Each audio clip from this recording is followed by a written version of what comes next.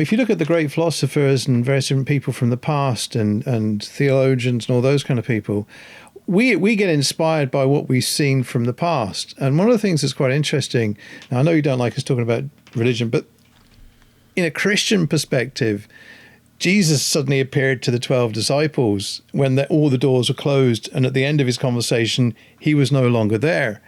A certain time. So he's on the Starship Enterprise. Well, there's a very interesting story called The Mission. I forget the name of the author. And it basically indicated that every time Jesus wasn't there, he was actually in modern times talking to a police detective in New York. And that was an amazing story. But also, it's just that we have these concepts of beings suddenly appearing and then disappearing. And they can be in different places, and there you go. You've got a template in those stories, those myths, or realities, however you want to take them. That there is something there that can pop in and out of time and be instantly somewhere else. So there's the thing to sort of be aspiring to. No, we were saying, okay, we like the concept of.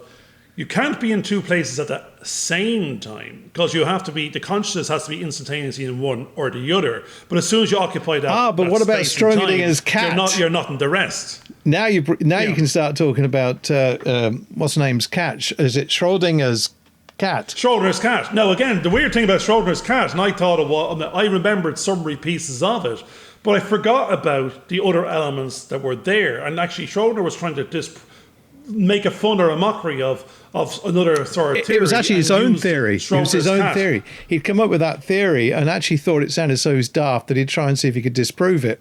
Now, Schrodinger's cat would say the cat is in the box, but the state of whether the cat is alive or dead is not yet measured other than through observation. And observation will affect the end state. But at the same time, there's a timer on the box that actually sort of drops the vial. And this vial or the poison or whatever radiation, whatever is in it, there's no two ways about it. When this clock affects it and this thing drops and breaks, and if that gas is released, the cat will be killed, and a couple of seconds after that the cat will definitely be dead. Now again, never mind the uncertainty principle, that there's nothing to say that the clock doesn't get stuck, that the universe doesn't sort of freeze over, and the fact that the cat dies before it and have a heart attack or air ran out, or maybe there's a hole in the box we didn't know about that it went. So there was a certainty. It wasn't 100% certain, but he tried to be 100% certain. But then there is always uncertainty that could actually prevent that.